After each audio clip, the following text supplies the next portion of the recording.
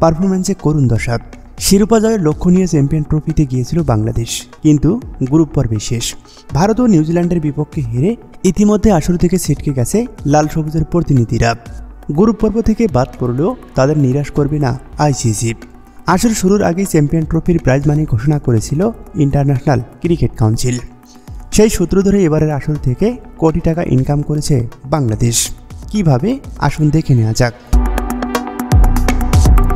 ICC ঘোষিত prize money অনুযায়ী সপ্তম ও অষ্টম দল প্রাইজ মানি পাবেন $1,40,000, যা বাংলাদেশি টাকায় 1,59,15,401 টাকা।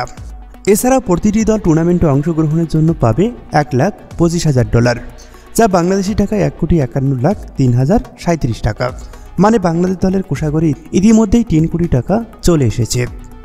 টাকার পরিমাণটা আরও বাড়বে বাংলাদেশ যদি পাকিস্তানকে হারাতে পারে।